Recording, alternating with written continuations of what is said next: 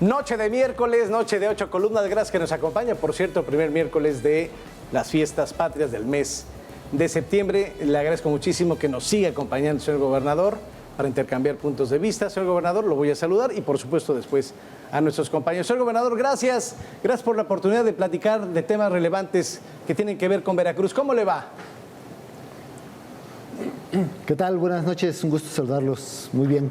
Muchas gracias, señor gobernador. Saludo a Rosana Luna, que andas por Las Vegas. Rosana, ¿cómo estás? Pues viendo en qué me gasto los dólares que me sobran y desde luego pues lista para pasar acá a las fiestas patrias. Pero un placer poder saludar al gobernador desde luego en primer lugar y desde luego Ramsés. Mario, muchísimas gracias por permitirme acompañarlos otra vez.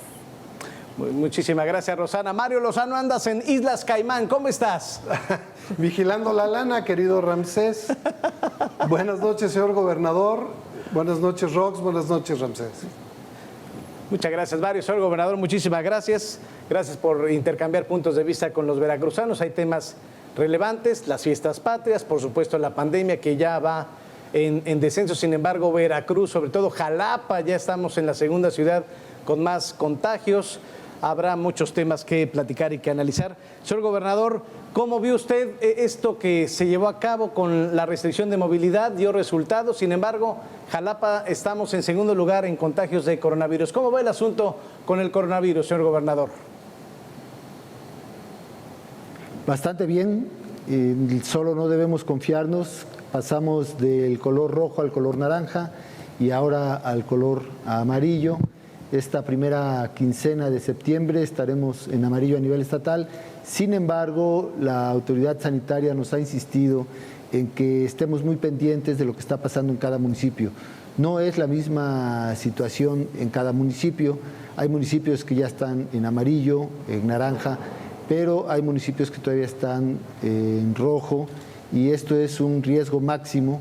Quiere decir que los contagios no han parado, que están en crecimiento en varios de estos municipios y que podrían seguir causando la ocupación hospitalaria, lo cual vendría a sacrificar los esfuerzos de incluso municipios aledaños que podrían estar teniendo ya mejores números en los contagios activos.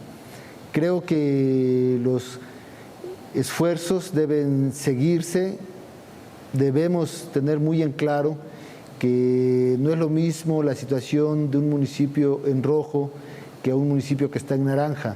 El día de hoy sesionamos el Comité Técnico de Salud junto con una comisión del Consejo de Economía, recién instalado hace poco, con la finalidad de determinar las actividades que podrían venirse abriendo de manera ordenada y vimos que teníamos que ser más estrictos en cuanto a qué actividades deben irse abriendo, en qué porcentaje deben estar abiertas los aforos y también las medidas sanitarias restrictivas para evitar que en los comercios se conviertan en focos de infección.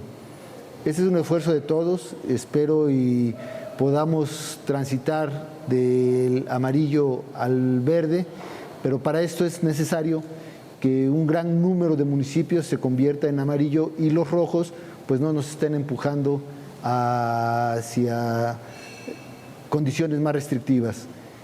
Creo que se ha hecho buen trabajo, la sociedad, las autoridades sanitarias, las medidas que se tomaron tuvieron su efecto, pero si no cuidamos el color en que está cada municipio, podemos regresar otra vez al naranja sin siquiera haber llegado al verde. Señor gobernador, Poza Rica, Coatzá, Jalapa, entre otros, bueno, Veracruz, Puerto, ni qué decirlo, pues siguen en rojo. ¿Qué nos está fallando allí? Sí. ¿Qué más podemos hacer las y los veracruzanos por apoyar los esfuerzos?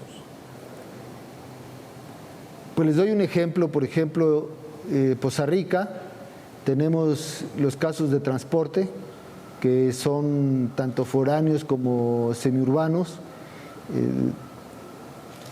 Pues la población, las personas que los operan, no son tan restrictivas consigo mismas, no utilizan cubrebocas, por ejemplo. Ahí recordemos que en el transporte tenemos una restricción importante, que vaya menos de la mitad o la mitad de la capacidad que tiene cada transporte público, que por ser una parte confinada donde difícilmente vas a guardar los 2 metros o el 1,5 metros de distancia, pues se use bien el cubrebocas, que existe el lavado de manos, que el propio chofer le exija a la población que solamente hasta cierto número de pasajeros puede subirse.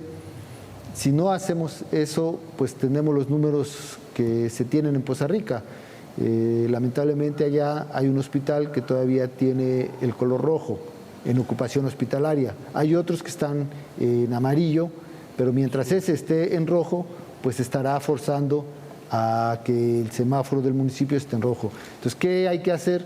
Pues que la población atienda estas circunstancias, que si un taxi no está cumpliendo con las medidas sanitarias, que no se suba. Si un comercio no está cumpliendo con las medidas sanitarias, que no compre ahí. Si una zona ve mucha conglomeración de gente, que no se acerque, que evite esas zonas.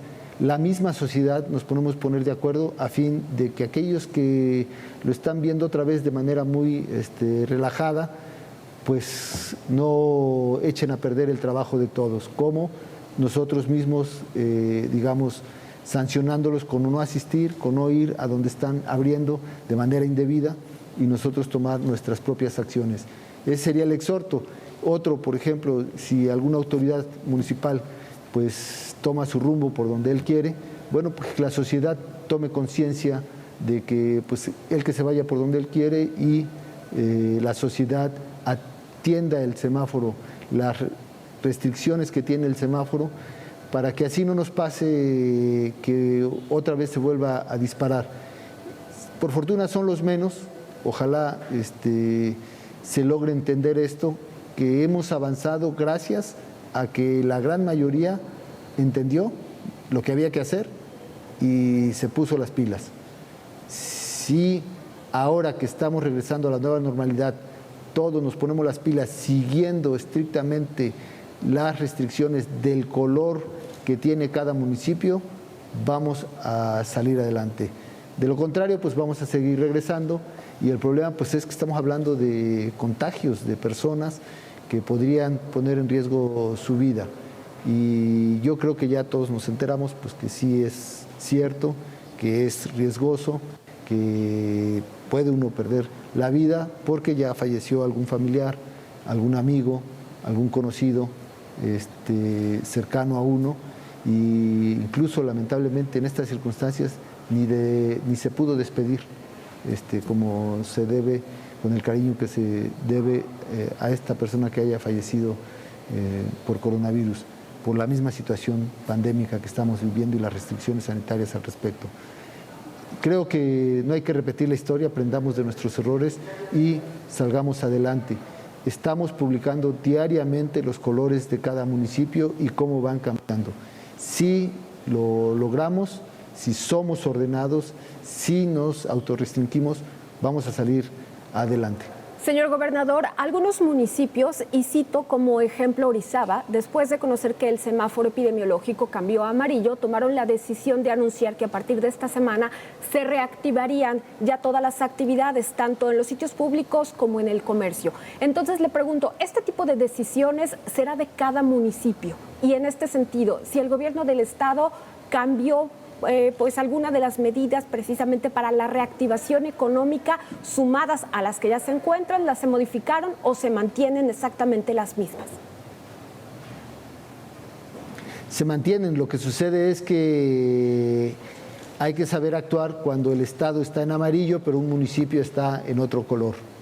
Para eso vamos a sesionar en el Consejo Estatal de Salud, en el COESA, a fin de que a través de este consejo se determine exactamente las actividades y los porcentajes de aforo que deben mantener. Y con eso pues ya no quede dudas. Vienen nuevos colores en el sentido de que municipios van a estar en amarillo, entre naranja, amarillo, quizá alguno verde, y entonces tenemos que saber exactamente cómo pasar del naranja al amarillo, es decir, qué cambia. De cada actividad que se hace en el municipio, qué es lo que cambia. Ya hay, por ejemplo, en el color naranja, aperturas al 25% que no se tenían antes. Hay aperturas al 50% en el color amarillo que antes no se tenían previstas. ¿Por qué? Porque pues, estábamos en la cúspide del color rojo, no tenía mucho caso ir definiendo los colores verdes o los colores amarillos en cada municipio que sí y que no puedes hacer. Lo que sí es cierto es que el coronavirus no se ha ido. La población debe estar consciente, el coronavirus sigue afuera, que si sales corres riesgo, que no es lo mismo regresar a la nueva normalidad que olvidarse del coronavirus y salir como uno quiera. Eso es muy importante. Aquí en Jalapa el semáforo es rojo. Aquí en Jalapa, si tú sales, tienes que tomar tus medidas, ¿sí? Si te vas a subir al transporte público, usar el cubrebocas. Usar bien el cubrebocas, buscar los transportes públicos, sea la modalidad de taxi o sea el urbano, que vaya al 50% y si no, no subirse, que tenga las medidas sanitarias al interior, es decir, ocupados los asientos, uno sí, uno no, en fin, ya tenemos que estar muy conscientes como sociedad que en los municipios de color rojo tenemos alta restricción independientemente que en el estado estemos en amarillo. Eso es lo que tenemos que lograr entender. Y que tenemos que nosotros mismos sancionar con nuestra asistencia, uso o adquisición de algún servicio o no, si ese comercio no está cumpliendo esas restricciones. ¿Para qué? Para no poner en riesgo a los demás, a uno mismo. Y de esa manera vamos todos orientando a ir cumpliendo de manera más estricta la semaforización. Recuerden que el mecanismo de semaforización pues es el camino idóneo para regresar pronto a la nueva normalidad y empezar la reactivación económica lo más pronto posible. Es clave eso. ¿Por qué Jalapa está en rojo? Jalapa está en rojo porque empezó más de 2 meses tarde su crecimiento. O sea, tuvo un crecimiento muy lento al inicio, muy lento. ¿Qué quiere decir eso? Que eran pocos casos y esos casos se fueron apagando, ¿sí? Conforme pasó el tiempo, la gente se fue curando y no contaminaron a más, no contagiaron a más personas. Y ese control pues sirvió bastante bien para que la curva se aplanara bastante bien. Ahora, en la curva de casos positivos activos, vemos a Jalapa creciendo, todavía no alcanza la cúspide y por lo tanto todos los capitalinos, todos los citadinos de esta hermosa ciudad de Las Flores tenemos que estar conscientes de que estamos en semáforo rojo aquí en Jalapa. Por lo tanto, todo lo que tenga que ver con salas de entretenimiento, actividades de entretenimiento deben estar cerradas, solamente las actividades esenciales, solo las actividades esenciales deben estar operando. El gobierno estatal, el gobierno municipal, estamos haciendo lo nuestro. Por ejemplo, no hemos reactivado muchas de nuestras actividades. Aquí está en Jalapa, pues las instituciones, las dependencias del Estado, y están trabajando con menos de la mitad del personal.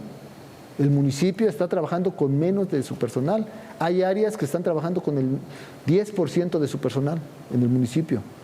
Ese sacrificio, porque finalmente es un sacrificio de atención, ¿no? O sea, la población está siendo comprensiva de que hay algunas cosas que todavía no puede tramitar ante el municipio o ante el Estado. ¿Por qué? Porque el personal está en sus casas resguardado debido a que estamos en semáforo rojo. Eso tenemos que entenderlo y tenemos que saber valorarlo. Quisiéramos ya estar trabajando en el gobierno, en nuestros gobiernos, con todo el personal al 100 y atendiendo lo que debemos atender de todas las actividades, pero ahorita tenemos nosotros que restringirnos y atender solamente las actividades esenciales.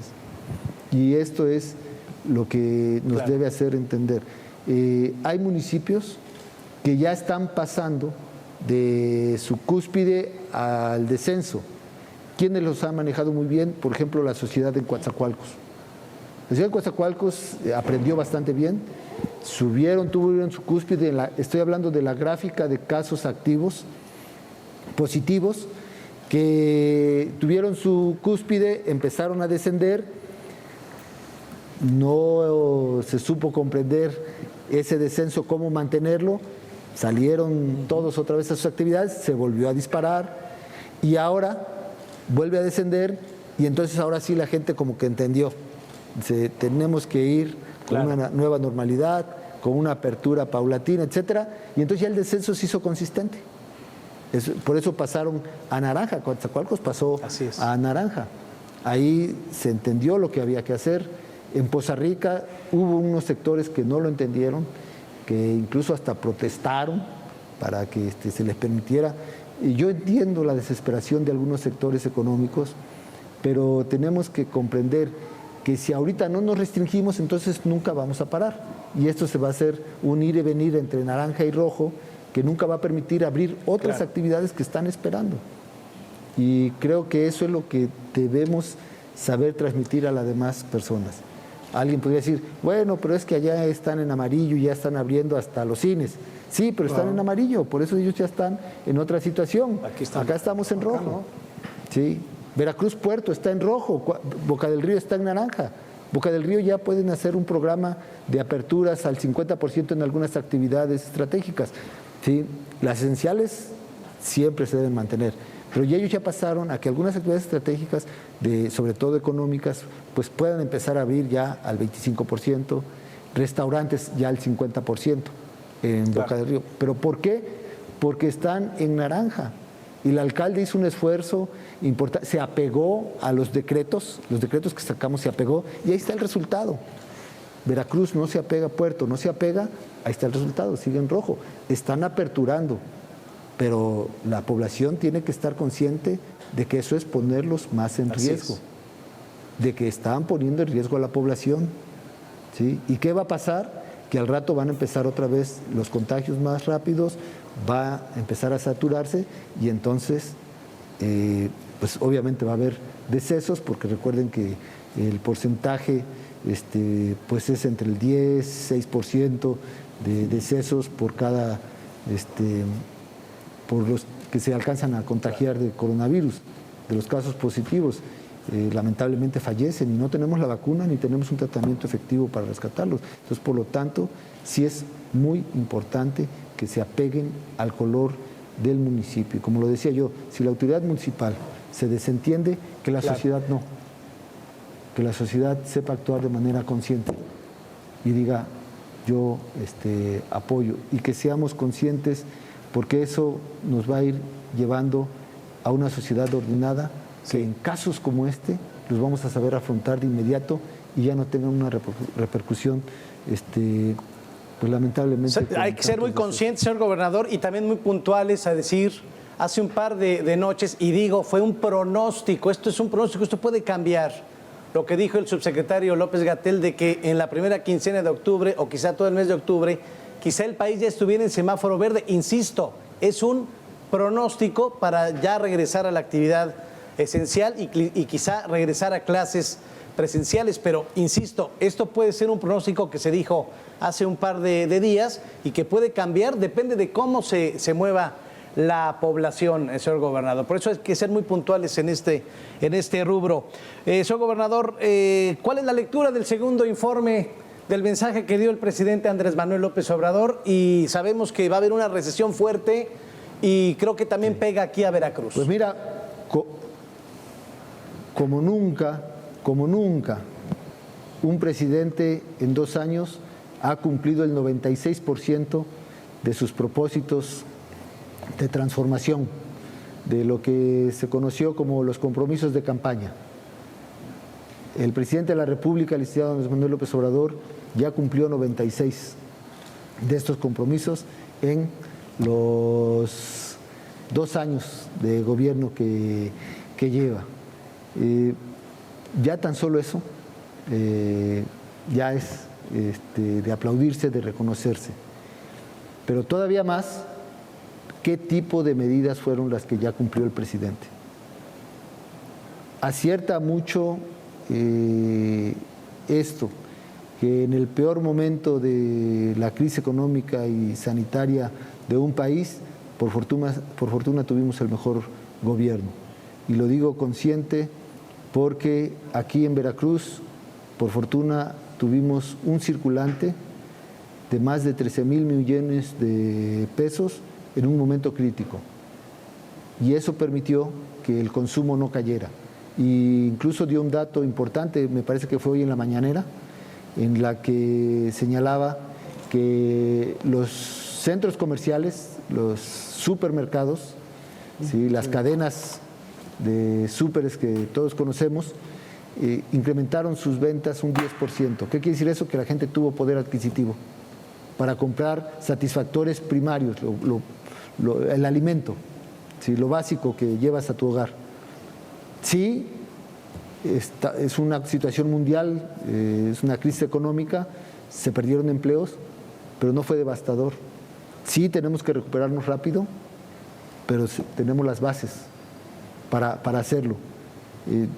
Y creo que el presidente fue hasta un poco con humildad, presentó su informe, pero la verdad es que es un gran trabajo, un gran trabajo.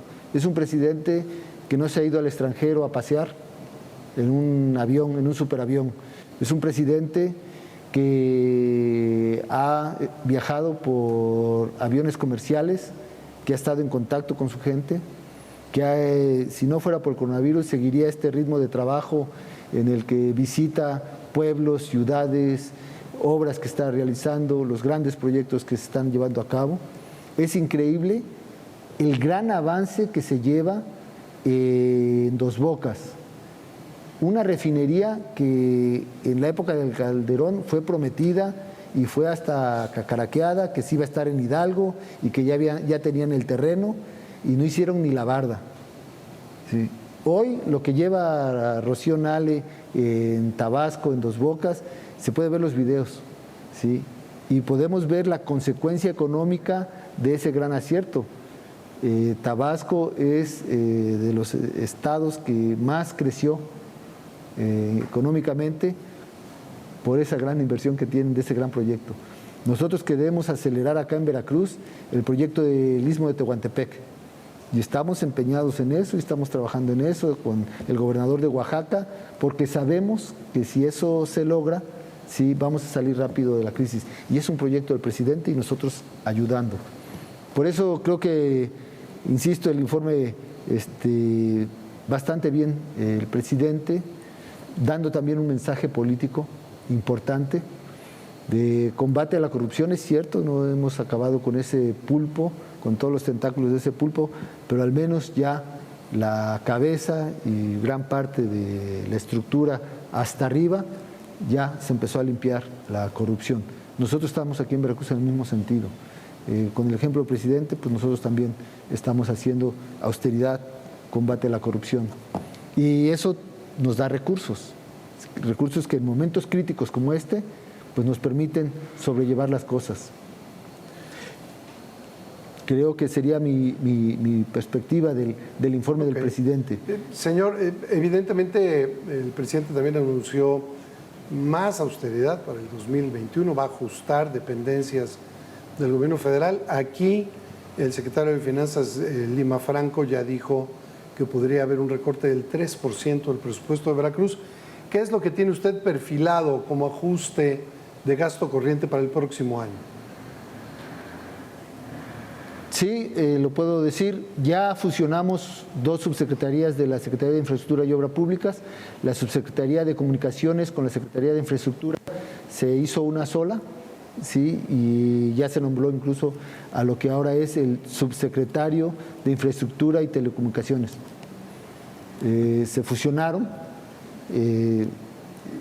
Esto a partir de una revisión, porque ambas subsecretarías hacen obra pública y los directores de, por ejemplo, de proyectos, se auxiliaban entre ellos cuando queríamos sacar los trabajos rápido y dijimos, bueno, pues que estén en una misma directriz y por lo tanto fusionamos las dos subsecretarías, la de telecomunicaciones con la de comunicaciones, perdón, la Subsecretaría de Comunicaciones con la Secretaría de Infraestructura.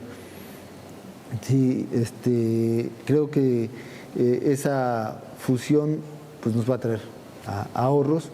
También quiero decirles que he decidido posponer, ¿sí?, la creación de la Secretaría del Mar, que este año se tendría que concretar, que este año debería haber iniciado, que era una secretaría que iba a unir lo que tiene SEDECOP, la Secretaría de Desarrollo Económico y Puertos, la parte portuaria iba a pasar a la Secretaría de Mar, junto con la Dirección de Pesca que tiene SEDARPA.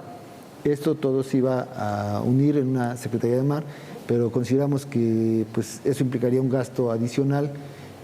La idea era no generarlo, pero lo mejor será porque hay que buscar una sede diferente, etcétera. Quizá en gasto corriente no aumentábamos mucho, pero sí en cuestiones de infraestructura, buscar otra sede, tan solo eso ya pudiera generar un gasto, entonces decidimos ya aplazarlo, entonces no va a estar la Secretaría de Mar. También pospusimos la creación de la Secretaría de Cultura, el IBEC iba a subir a nivel Secretaría de Cultura, entonces eso también lo vamos a aplazar. Vamos a ver cuánto, esperamos que nada más sea un año más. En el cuarto año volvemos a retomar las ideas, dependiendo de económicamente cuánto hayamos sacado adelante, hayamos subido. Y hasta el momento serían las únicas, porque salud, no suspendemos nada en salud, o sea, al contrario, es redoblar esfuerzos en salud. Infraestructura educativa, tampoco es seguir apostándole a eso, educación no, ninguna de las otras áreas. Señor gobernador, otro de los temas que toca hoy el presidente, desde luego, es la seguridad, y aunque en este programa ya se han tocado estos temas, pero quisiera preguntarle, ¿las metas están cumplidas cuando el presidente en su momento, en su campaña, prometió que prácticamente se iba a acabar con ese grave problema que permea en el país, pero hoy cómo es su percepción y los logros alcanzados en el tema? Lo primero es la coordinación de todas las fuerzas tras un objetivo, el disminuir el nivel de delitos de alto impacto, coordinarnos perfectamente para que nada de estos delitos queden impunes, y creo que eso se ha logrado.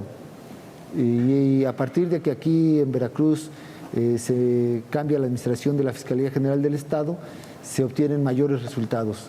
Y vamos a alcanzar el objetivo de disminuir drásticamente este tipo de delitos.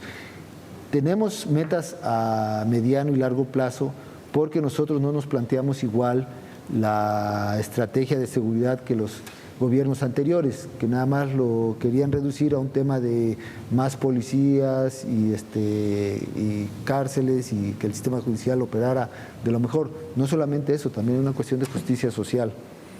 Es decir, causar bienestar en la población, ¿sí?, de tal manera que ese bienestar económico, social de la población fueran disminuyendo por sí mismos los números de delitos, ¿sí?, que bajaran los delitos de robo, que bajaran los delitos de alto impacto y que fuera consecuencia de un bienestar general. Por eso el empeño de ambos gobiernos, el federal y el estatal, de hacerle llegar de manera directa los beneficios de gobierno a la población, para que se tenga un mejor nivel de vida, y esto pues obviamente implique una mejor seguridad a partir del bienestar de la sociedad. No es sencillo, es un tema complejo y es una estrategia poco ortodoxa, pero que incluso podemos observarlo en otros países. ¿Sí? Cuando hay mejores condiciones de vida, hay menos delitos. Señor gobernador, en la federación también el presidente ha propuesto que el pueblo, por medio de una consulta popular, se investigue a los expresidentes. ¿Se está viendo la posibilidad de que en Veracruz también pudiera surgir que se investigara a exgobernadores? Ya están siendo investigados porque hay carpetas abiertas que hayan estado ahí por mucho tiempo, no implica que se hayan cerrado, son de las cosas que, entrevistándome con el fiscal general de la República, vimos que se mantenían abiertas varias carpetas contra algunos exgobernadores y que siguen su proceso de investigación hasta que lleguen a su conclusión. En el caso de los expresidentes es diferente, porque recuerden que los expresidentes tienen fuero. Y es una de las cosas que el presidente de la República hoy quiere acabar. Entonces necesitamos darle celeridad. Entonces es la gran diferencia entre juzgar a gobernadores y juzgar a un expresidente. Para el expresidente sí se requiere un procedimiento mayor, para un gobernador no. Un gobernador que ha infringido la ley, hay los mecanismos y se ha hecho. Al grado de que hay exgobernadores que han sido juzgados. Señor, esta tarde la Cámara de Diputados del Congreso de la Unión aprobó quitar el fuero presidencial. ¿Qué opinión le merece? Pues precisamente de lo que hablábamos, y concluyo, por ejemplo, para ese tipo de procedimientos donde se pretende enjuiciar a un expresidente, si no son los mismos que un gobernador. Por ejemplo, acá no se requiere consultar si se juzga a un gobernador o no. ¿Sí? Está bien tipificado los delitos en que puede incurrir un gobernante que a su término de su periodo sexenal se le puede llevar a juzgar. Son tardados, eso sí, son muy tardados, pero está el camino judicial. En cambio, para el caso del presidente, pues es nuevo. Antes no se les podía juzgar, ahora todavía habría que, una vez decretada lo que se aprueba en las cámaras, recuerden que existe otros procedimientos que hay que ir definiendo, ¿sí? A fin de que quede bien tipificado qué delitos sí, qué delitos no. ¿Sí? Pueden hacer, provocar un juicio a un presidente, y también tener muy presente que no todos los delitos son juzgados y penalizados y con cárcel. Esa es otra parte. No olvidemos que la corrupción es un delito grave a partir de que este gobierno sí hizo todo porque así se tipificara como un delito penal grave. Y pues antes no estaba así. Entonces se va a entrar en una discusión, de lo que yo preveo, de cómo poder aplicar eso hacia atrás. Okay. ¿No?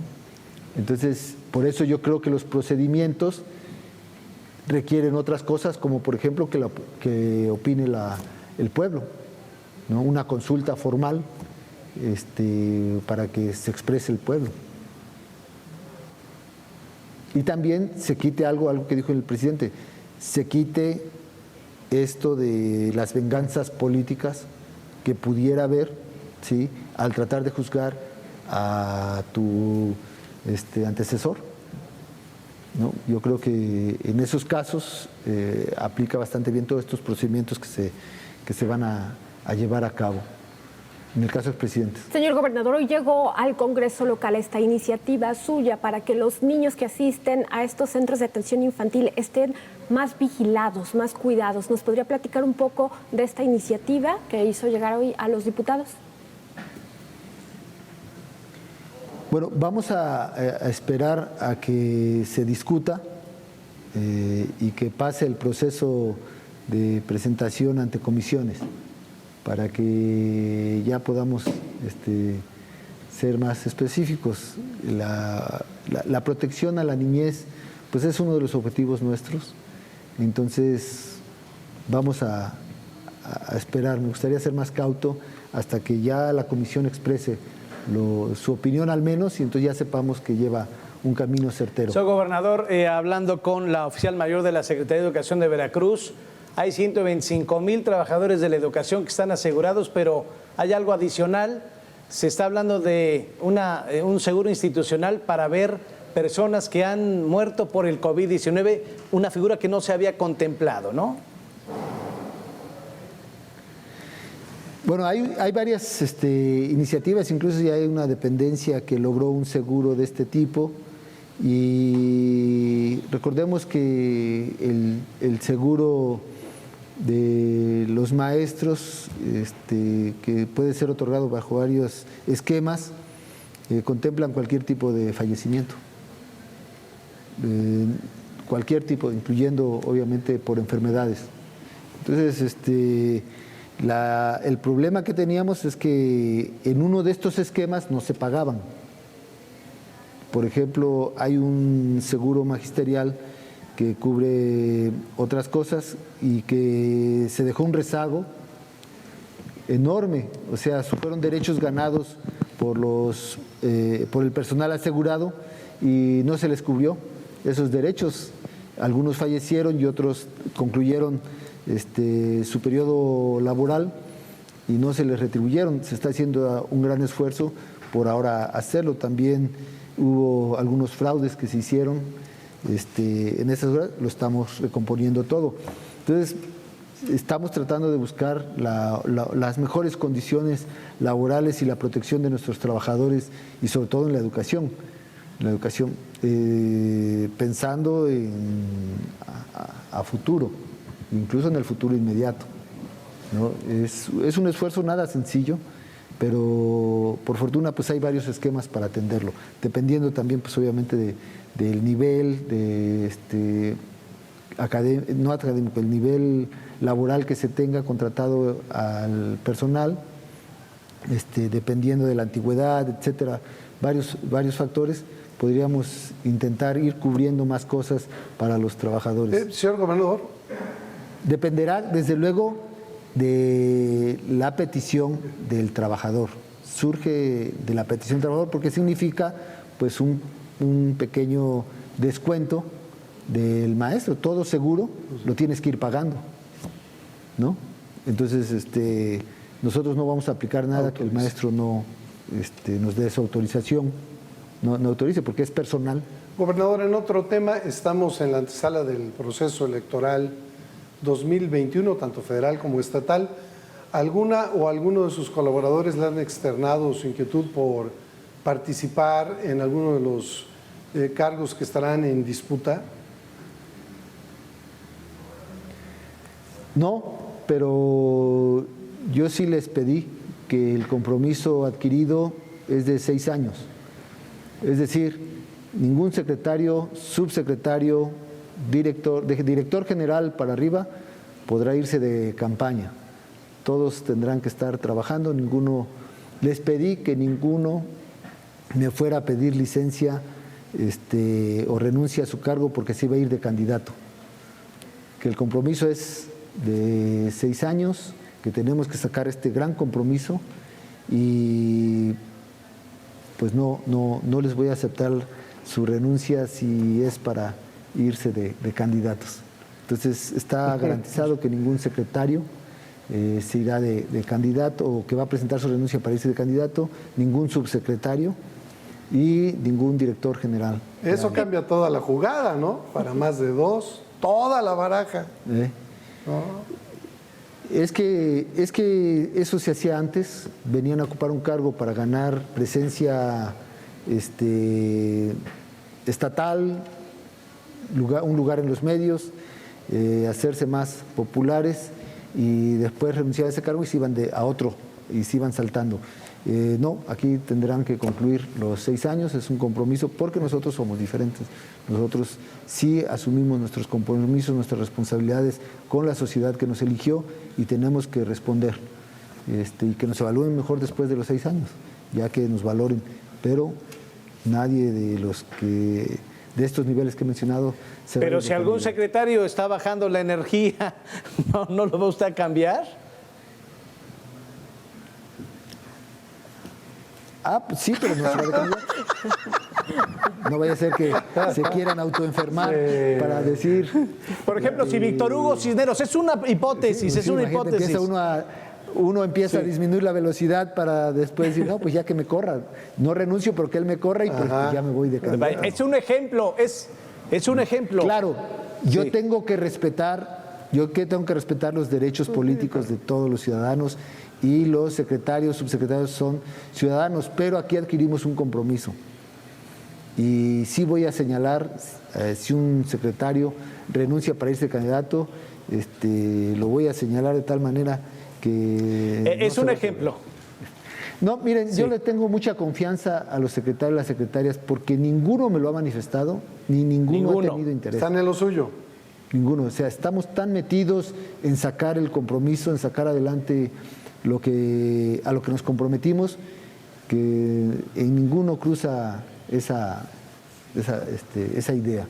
Yo en una reunión se los comenté, les dije que no iba a aceptar renuncias de nadie si se iban de candidatos y les pedía que no lo hicieran. Si cruzaba por su mente, ya no. Que se lo transmitieran a sus subsecretarios y que se lo expresaran a sus directores generales. Oiga, ahorita- señor, hoy conocimos de la renuncia de ahora ya ex titular de la Administración Portuaria Integral de Veracruz. Le pregunto si al asumir la titularidad un marino cambian las estrategias, porque desde luego ahora que se están ampliando los puertos tanto de Veracruz como de Coatzacoalcos, que se prevé mayor entrada ahora de mercancía, en fin, que haya mayores y mejores funciones, ¿cambia en esto ahora la titularidad de la PIBER?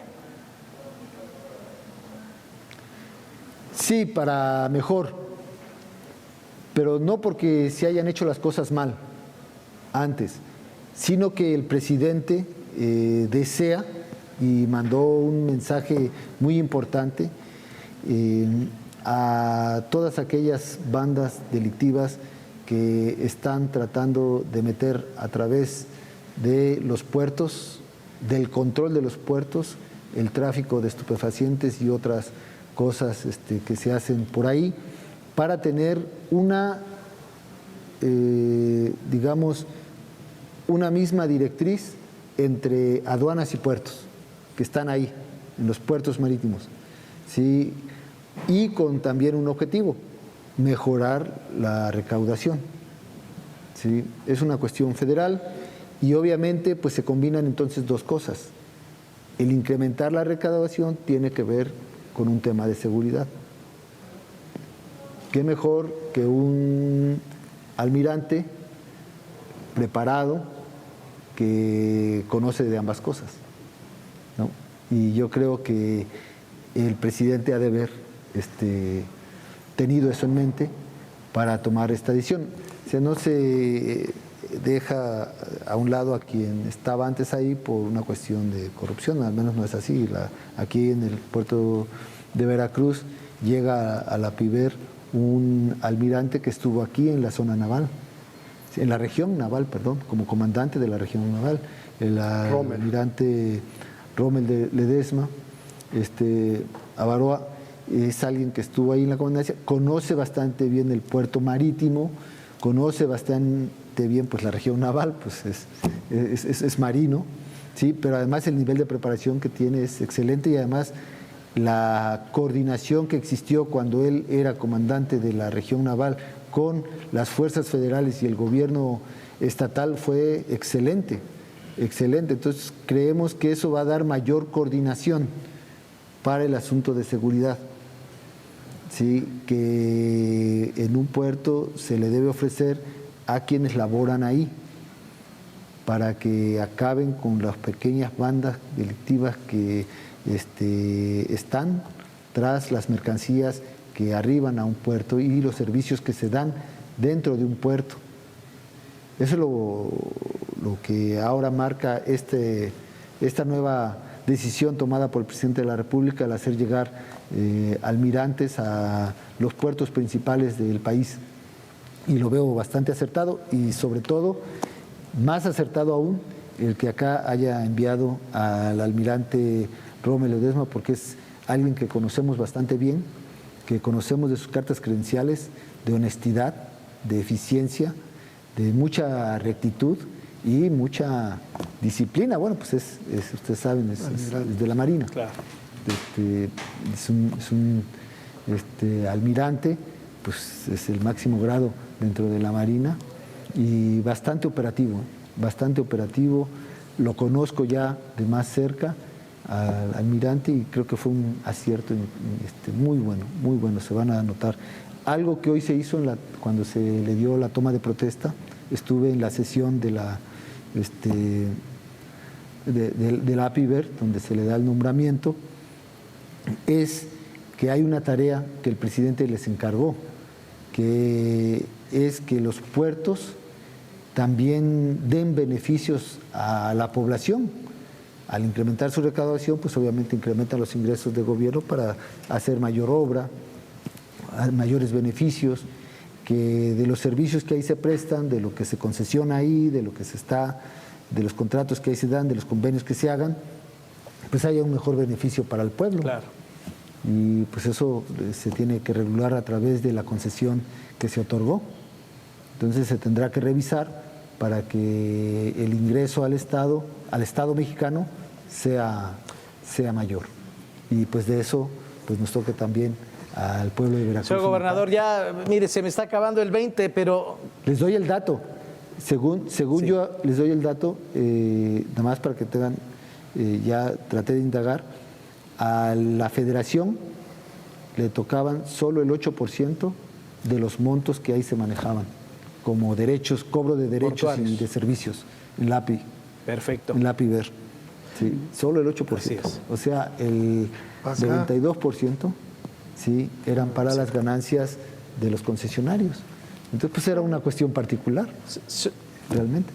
Y es un bien de la nación. Yo creo que se debe replantear esa concesión o buscar las formas más eficientes para que reditúe en mayor cantidad los cobros que se hacen en una administración Señor portuaria. gobernador, ya ve que se me está acabando el 20, pero sí me gustaría preguntarle, ¿le hicieron caso a los senadores en torno a lo que usted había pedido en que la Organización de las Naciones Unidas pues tuviera facultad en el caso de la desaparición forzada en Veracruz? Sí, este sí es un hecho, ya fue la sesión donde aprobaron la solicitud del presidente de la República para que el Comité de las Naciones Unidas de Desaparición Forzada tenga competencia en los casos de desaparición en México y por lo tanto en Veracruz. Por fortuna pues fue bien vista y creo que contó con unanimidad de votos en el Senado esta solicitud. Así que bienvenido, es algo que estábamos buscando y ahora podemos vincular el trabajo de las comisiones estatales de búsqueda y la Comisión Nacional de Búsqueda con las cuestiones que observe este comité a nivel internacional y por lo tanto también se abre la puerta a la búsqueda de recursos. Señor gobernador, ¿cómo encontró el CAME en Orizaba? Bastante cambiado, la verdad que sí nos empeñamos por lograrlo. Fuimos a filmar las escenas el antes, era importante, para ver las condiciones en que estaba una obra abandonada por 10 años, que no tenía agua, no tenía la tubería para hacerle llegar el agua, ¿sí? No tenía la instalación eléctrica, no tenía ni el contrato de luz, totalmente en el abandono, obra negra, en fin, se fotografió el antes y ahora cómo está. Y lo hicimos también en tiempo récord. Levantarlo para que esté equipado, para que tenga personal médico y para que tenga pues, los servicios mínimos que debe operar un hospital especializado en COVID, ni se diga más. Esto es un ejemplo, lo dije, de cómo podemos coordinar los tres órdenes de gobierno. Participó el alcalde de Orizaba, el INSABI con Juan Ferrer al frente, obviamente por instrucciones del presidente de la República, de rehabilitar todos estos espacios en tiempo récord, y el Estado con CESBER, que el personal de CESBER tomó en sus manos todos los problemas y pues se resolvieron. Ya quedaban mínimos aspectos porque empiezan a hacer todos los protocolos, los simulacros para revisar todos los protocolos de operación ante la llegada de los pacientes con coronavirus. Yo fui testigo, fui a eso, a inspeccionar cómo se hacía uno de ellos, que era el de recepción de un paciente en situación de no gravedad. Sí, entonces hizo ese protocolo, vimos que estaban los médicos, cómo lo pasaban a la sala de evaluación, cómo registraban al paciente, cómo atendían al familiar, había una psicóloga, cómo pasaban el paciente al área de estabilización si es que lo requería, y luego cómo lo pasaban ya a la cama donde iba a estar convaleciente hasta sanar. Bastante bien, la verdad, lo vi. Y no, y pues el cambio, o sea, realmente el cambio es total. Ahí entramos oscuro, sin piso, sin plafón, desastre, un abandono, una instalación en total abandono. Y ahora operándolo, pues sí te quedas, Claro. te sorprendes a ti mismo. Y la verdad que, y otra cuestión que yo hice observar con los anestesiólogos es que una inversión bien hecha, es decir, no fue un gasto Así es. estratosférico, sino el uso Así es. adecuado de los recursos. Así que eso era algo 30 muy segundos, importante. Rosana. Rápidamente, señor, usted anunció aquí hace un par de semanas que el grito de independencia sería virtual. ¿Y en los municipios qué va a pasar? ¿Y si serán sancionados si alguno decide hacer festejo? Quien los va a sancionar es la sociedad, porque pues, Sí. un evento así es Muy bien. de total riesgo, absoluto riesgo. Por eso en los municipios que estén en semáforo rojo, semáforo naranja y semáforo amarillo, no debemos realizar este evento, este grito, que lo hagamos de manera virtual, que Muy bien. presentemos mediante video nuestras Muy bien. redes y conmemoremos el inicio de nuestra patria. Lo hará por libre e televisión. independiente. Gracias, Que sea señor virtual. gobernador. Se nos terminó el 20. La televisión, Por aquí en RTV. RTV va a transmitir el grito virtual, y de ahí se va a conectar a la Perfecto. transmisión Ahí lo nacional. estaremos viendo con mucha atención, señor gobernador. Gracias. Buenas Gracias. noches, señor gobernador Rox. Gracias, buenas noches. Gracias, Mario. Gracias, señor gobernador. Gracias, Rosana. Gracias a usted. Muy buenas noches.